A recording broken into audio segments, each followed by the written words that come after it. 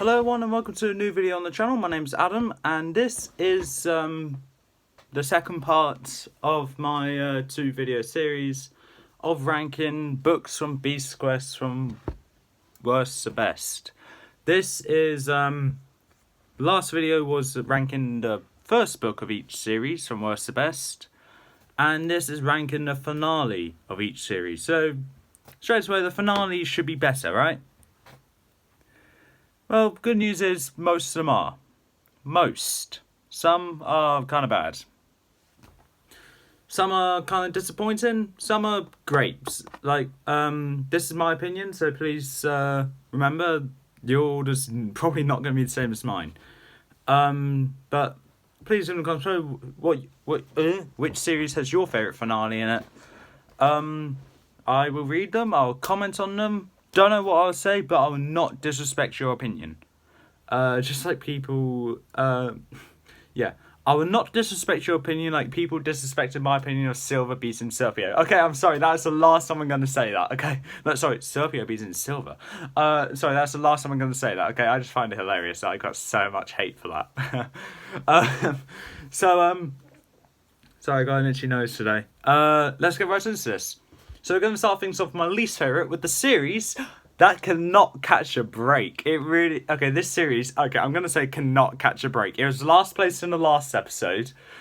It was my least favourite series when I did the series ranking of the first 13. And it's Luke's least favourite series of Beast Quest, full stop. This series cannot catch a break. And that is, of course, Series 11, The New Age. This series, I think, just gets the really bad end of the stick. With literally... everyone hating it. Okay, good point. Good points I need to point out. The beasts do get better as it progresses on with Brutus, Serpio, and Tauron especially. Tauron. But I do need to say though, the ultimate climax of Tauron finally getting to Avantia, only to be beaten shortly after he gets in. Why?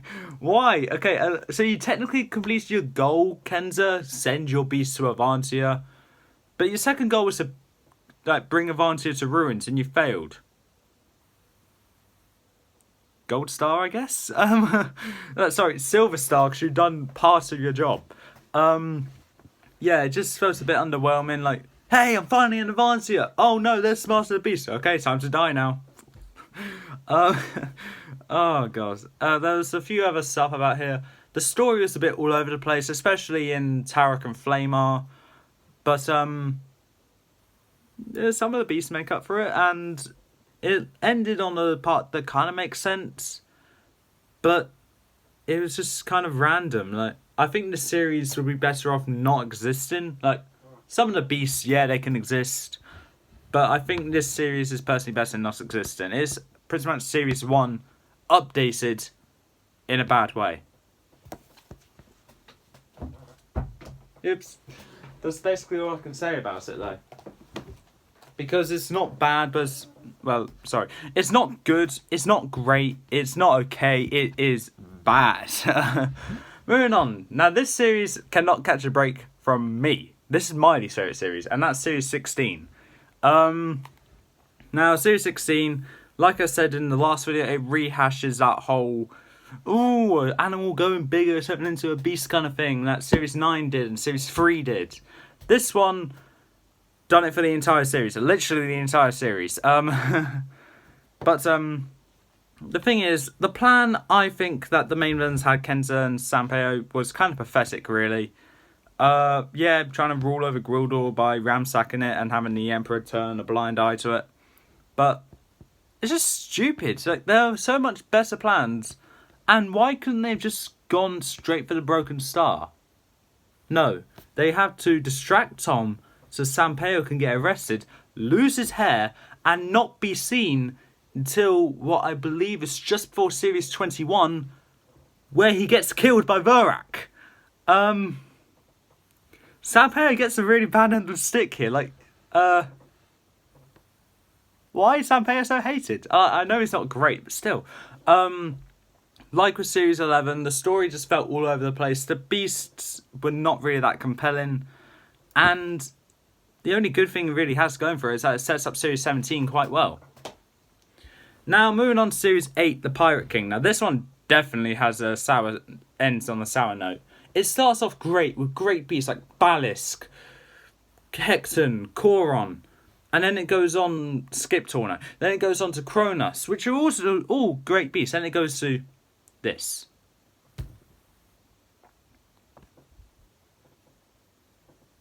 Why? You're doing so good, then you bring this to the table. The story, as I said in the last episode, wasn't great. It was never great. The beasts were good though.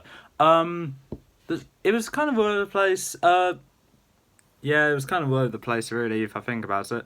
Blood Bowl was an underwhelming final beast, and Sampaio kind of really screwed himself over there. But the good thing is, Freya and Silver got freed from Sylvania and is now back in Avantia, where Freya went back to Gwildor afterwards, so... okay. But nothing really much else to say about Series 8, though. It just ended on a sour note. The start was better than the end. Moving on, we have Series 17, The Broken Star. Sorex, the Silent Creeper, as the final beast. If it helps, I honestly do not remember how this ended. I know Emperor Jeng got overthrown and is no longer the Emperor of Gwildor. But, the fact is, I hated the series so much. First book, okay, rather interesting, not the best, but okay, I guess. Second and third, I lost interest straight away, so I just zoned out for this fourth book, which is the one I was most excited for. Then it went to Griff. So, I had to reread this series again just to actually know what I should give for their stats for abilities and fight. Sorex, no, not Sorex. The beasts were a bit underwhelming. The story had the good plot to it, but just didn't come out in a good way, a way that I would like. So yeah, it was kind of a throwaway series for me. It had a good plot, but because I didn't find it compelling, I personally didn't like it. Moving on to another series which had a good plot that I didn't really like, and that was Series 20, The Isle of Ghosts. Man, I forgot how large Rykar is in this.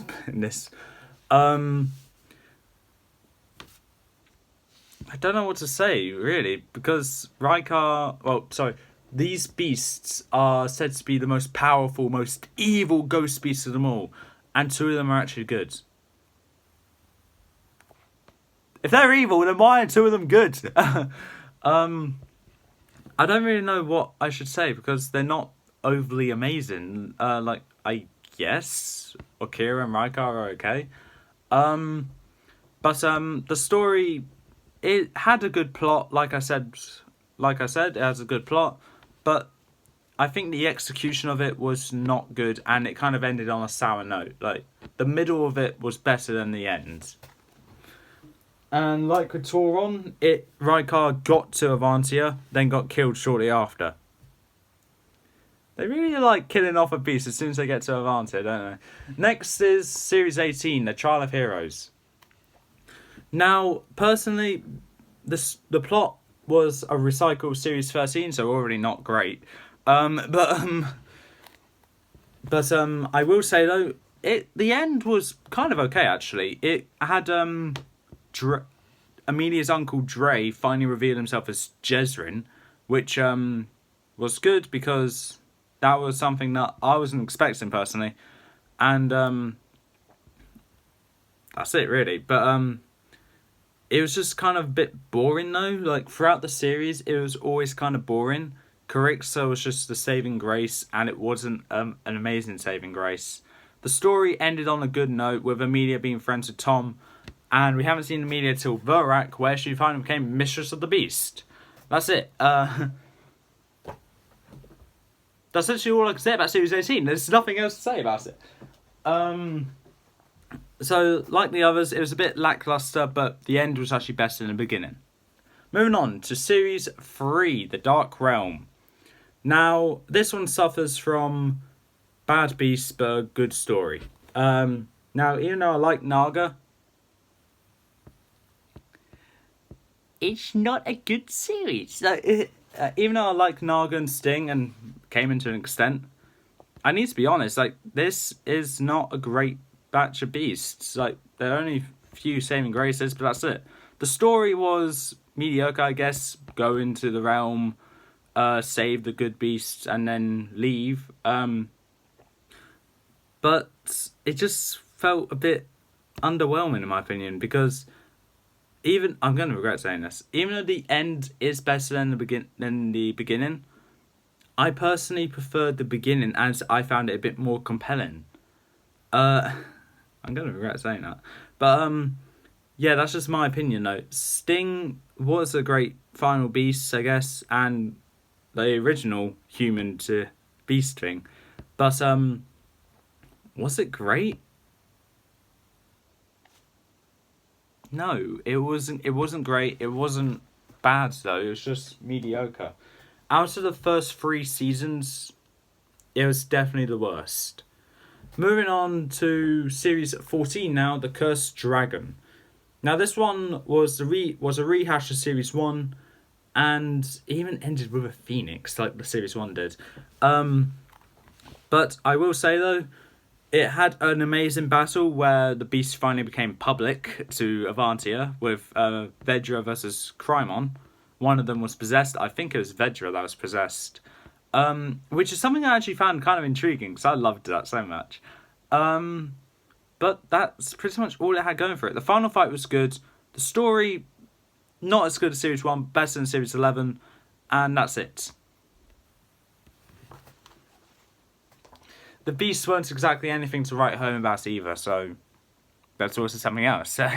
Moving on to Series 15, Velmar's Revenge, with Quagos, the Armoured Beetle. For some reason, Lucas didn't like this beast. I can't remember why. I think it's because it's basically Blood Boar, but in my opinion, it's better than Blood Boar. Yeah, the finale, I admit, a bit stupid of Velmar for coming back when he got away. Then he got arrested by Grashkor. Oh, that would be a scary prison guard. But that's pretty much it. Like, that's the problem it had. Velmar was stupid in this one. I will say, though, towards the start of this book, where Tom first encountered Quagos, I liked the fact that Velmar controlled Quagos to bow down to Tom, to make everyone think Tom is actually working with these beasts, which is something which I actually really liked, and I thought was actually really clever. But even with that, it doesn't save the fact that the story was good, but I think the execution of it was a bit underwhelming. It doesn't stop the fact that the set of beasts were great, all rather good actually. Plexor was obviously the best, biased, but I think if we ignore that, we got a good series, and that's all I can ask about. Like, that is what I expect a series to end like, as a bare minimum. That's the worst I want a series to be. We're not even halfway through. That means that the rest of them are quite good.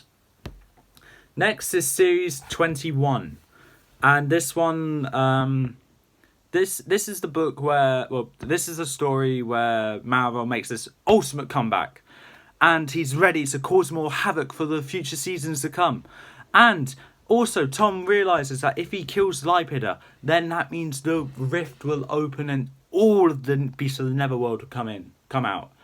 And Malvo goes to the extent to kill Leipida for Tom, because Tom won't do it now because he realizes what's going to happen. To our surprise, it does work. The rift starts opening up, and Tom manages to get the Book of Durfsin. That's what I'm going to call it now. The Ancient Book of Durfsin, where it conjures up these beasts. Goes to kick it in the rift. Malval goes to grab for it, but loses his footing and falls in. I mean, that's a good ending because Malval's gone.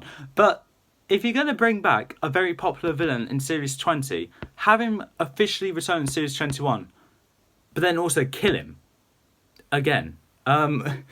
He's literally back where he started. So at the end of Series 10, he got killed, and we haven't seen him until Series 21. in which case, no, until series 20, in which case he was a spirit, so it was shown he actually did die. He came back in series 21, only to go back where he started in series 20. So he needs to try and get hold of another apprentice, have them come to the Isle of Ghosts where he can absorb their life, swap places with them, and be back. That is a long and tedious process that, honestly, I think this is literally the end for Malval, because there's no way he's lasting in the Netherworld with tons and tons of beasts like Lipida, Tyrantic, Skra, and God forbid, Greymon. But other than that, it was a good ending, a good story, a bit wobbly here and there, but it was still quite good. Moving on to series 23, The Shattered Kingdom. This one just had Hugo claiming back his rightful place as king after finding out Angelo is in fact dead and Zircon was only impersonating the king, which is the highest treachery to any royal kind thing. It's a joke and I ruined it so badly. But it was a good story, a bit wobbly here and there, but it ended on a good note, a really good note I should say, and it had something good about it, which I liked. Like I said in the last video, I felt kind of stupid for not knowing that Angelo was in fact Zircon till I got to this book, when we found out Angelo was in fact dead in Crotax. So I felt a bit stupid from there.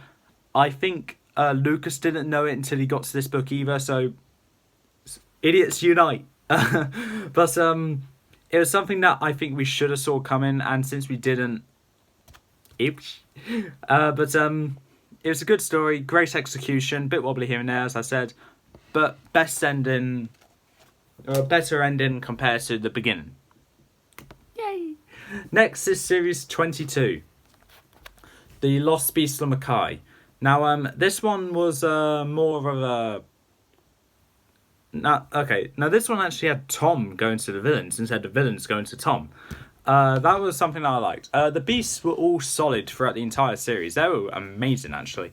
The worst one was the first one. And it had like these beasts having their own certain job and Tom having to stop them all by defeating them and bring down that certain area they were doing.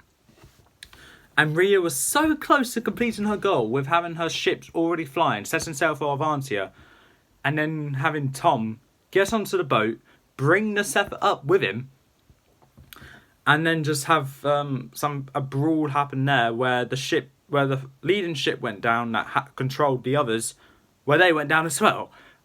Okay. And then Makai came a free place, and it got named something else, which is worse than Makai.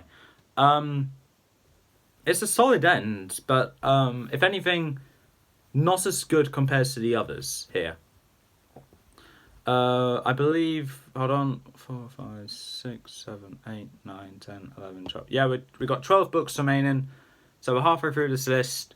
Let's get into the 12th place being Series 4, The Amulet of Avantia.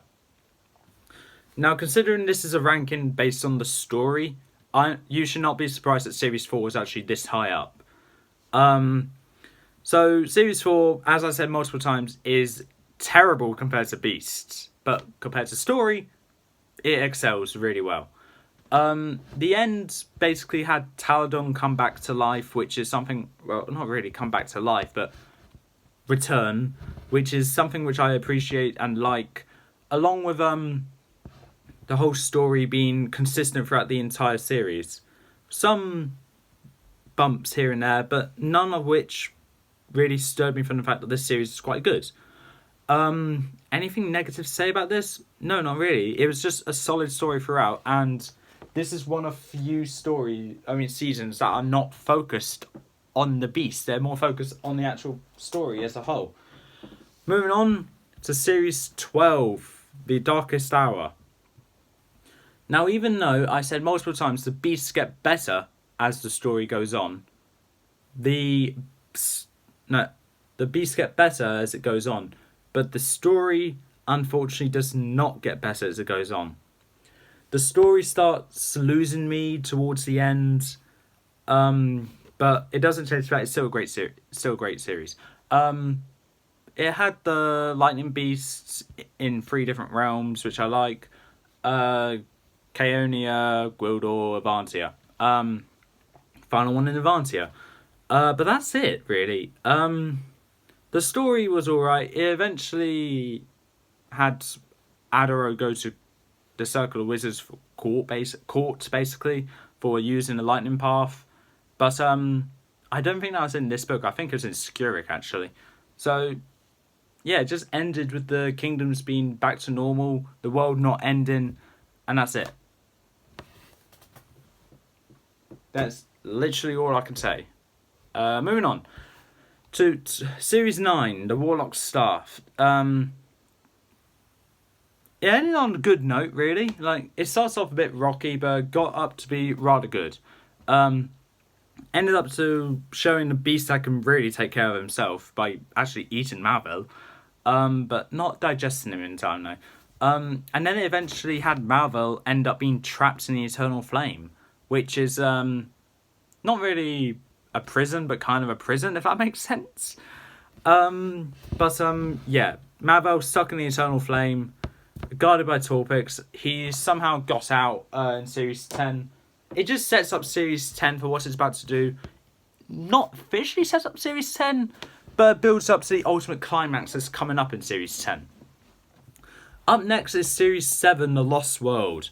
Now this one is here purely because of the final fight being amazing. Not only that, it had all the beasts of this series come back to take over Tavernia's castle and bring down Malvel, but also had the distinct pleasure of having this badass image of Tom and Alina on Storm, where Storm's bursting the door open, which is the most badass picture I've ever seen that does not have a beast in it. There are so many great images that have been shown up until this point, but that is by far the best. Anything else to say about this? The story was rather consistent. It wasn't amazing, but it wasn't actually bad to begin with either. Anything negative to say? Not really. It's just a great book. Like, Malvel's been taken down. He got away, and we haven't seen until Series 9, where he stole the Warlock Staff, went to Seraph, and try and get to the Eternal Flame to become the most unstoppable wizard ever, which he failed, because he got trapped in the Eternal Flame. Well done! This is not Malvel's day, is it? Okay, up next is Series 6, The World of Chaos. Like I said, this is like I said in the last video, this is like a fetch quest. Just guessing ingredients for a potion to free Freya from her state of evil or sleep. I don't know, it was one of them. Beasts were not really consistent. Some were great, some were bad. But the story was relatively solid. Not the best. I admit the story in Series 7 is better. But this one I think ended better as it led us straight into Series 7. Tom, Alina, Silver, Freya, Storm and Mark all left Tavernia and went into... No, all left Chaonia and went to Tavernia, where it ended there. That's actually what it ended on. Not to mention the final battle that was in Vespic. By far one of my favourite aerial battles ever. Because I can't remember what I gave Vespic for the fight, but I know it was a high number. I think it was probably 9. Because it was an aerial battle in a castle. Like, what else can I ask for? That's pretty much it though. Like, the final battle was good. The story was great. It led up to Series 7 brilliantly. Moving on to Series 2. The Golden Armour. Another series that ended up linking to another series beautifully. And yeah, it does. Final fight, not as good in my opinion. But it opens up a portal going to Gorgonia that leads up to Series 3 and where the good beasts got trapped in Gorgonia. After being compelled to go in. Okay. Yeah, so the beasts have been... I was going to say consistent, but some beasts were... Well, most of the beasts were great. Some or one was bad. But other than that, it had a great story to it. It was very consistent with the story. And like I said in the last video, it was the original fetch quest, which is something which I like. Unfortunately, the fetch quest, the original fetch quest, is not the best fetch quest. Up next is Series 1. Where it all began.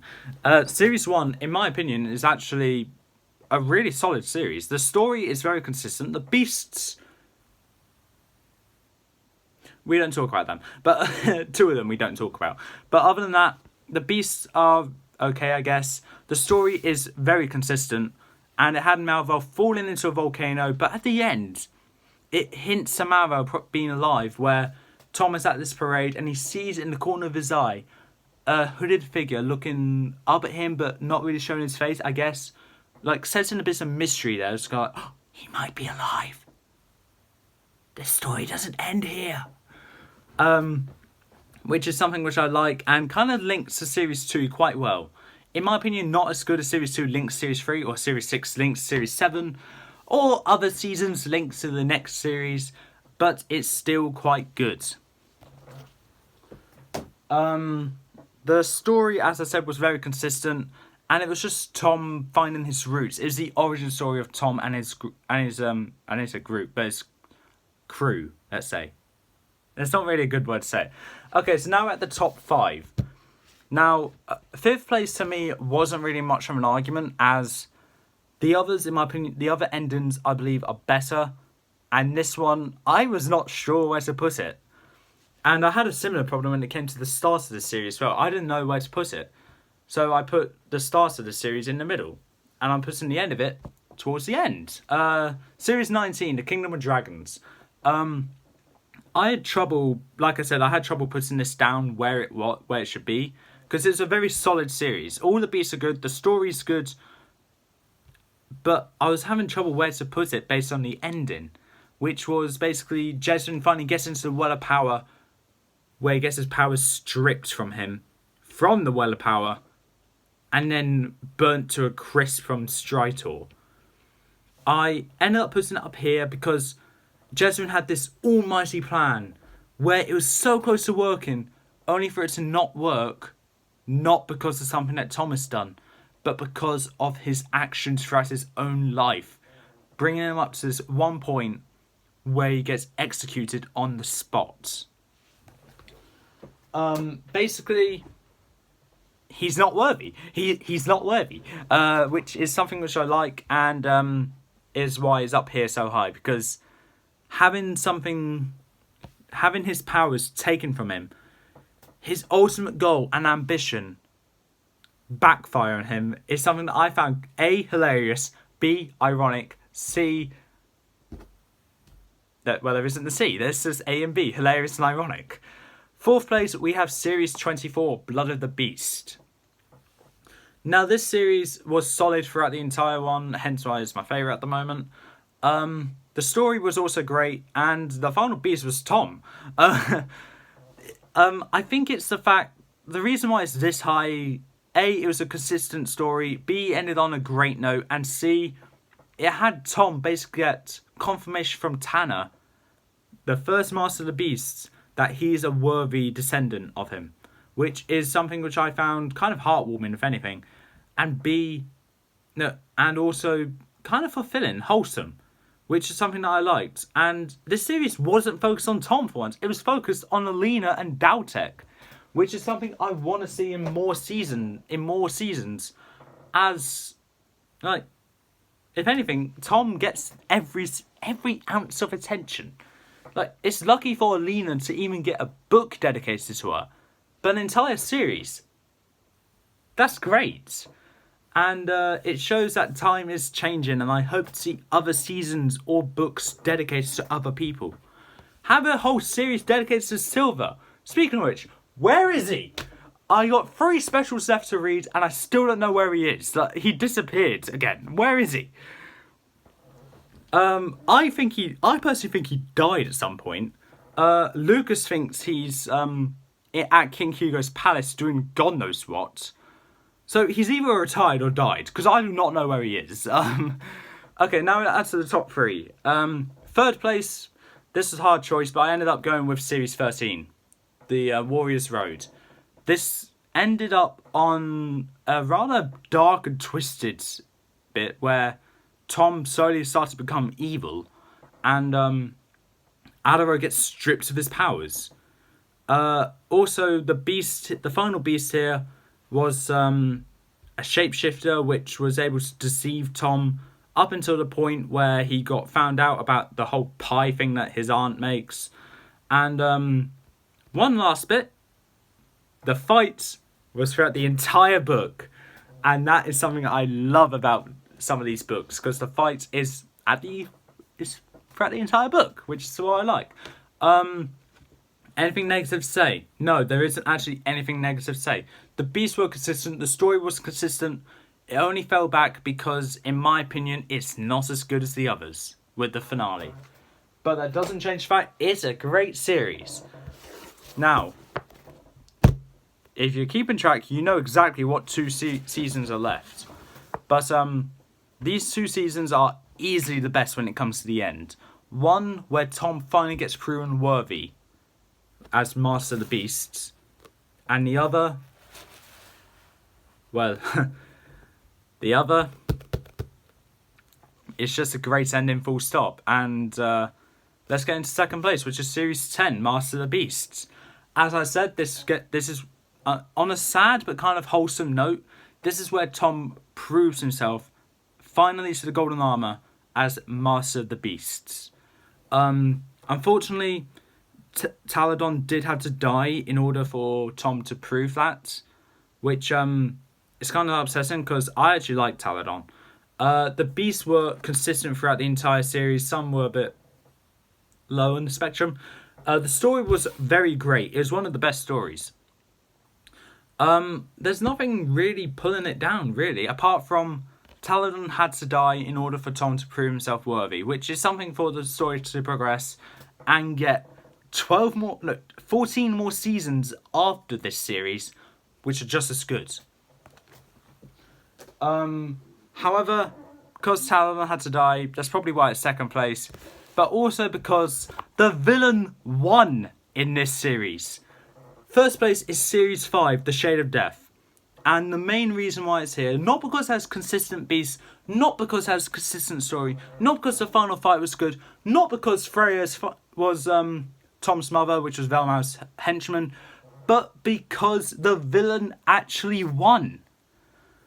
Yes, technically the villain won. So, long story short, literally, long story short. I found that funny. Okay, so basically, Freya is Tom's mother, and when he found that out, he finally was able to get through to her in a Mixus. But when Velma realised that, he took Freya, well, no, he's put Freya in a state of sleep, I believe, and Velma got away. Where he went to wreak havoc in Chaonia, where Tom went with Mark, Freya, Alina, Silva, and Storm, the entire group, to Chaonia. Mark took Freya to the palace in Chaonia. Why am I going on about Chaonia? But yeah, it leads up to Series 6 wonderfully. But to an extent, since Freya was left in a state of sleep, and this is before we knew about the potion remedy, Velma technically won, which is something which is something positive that Velma needed, and honestly I'm quite glad he finally got it. On his first outing as well, which was good. But that doesn't change the fact that Velma is not a great villain, but he's still a solid villain. But yeah, like I said, Series 5, great series. Reason why it's up here? First place for the finale? The villain won. This is the one out of 24 seasons of Beast Quest where the villain actually won, which is great to see. And I hope to see more seasons where the villain actually wins. Granted, because it'll be a rehash of this one, it may not be as good. But if it does make it as good, then I'm going to be excited for it. But anyway, that's all for this time. If you like what you saw, leave a like, leave a comment, don't forget to subscribe. Press that notification bell down in the corner below, and I'll see you next time.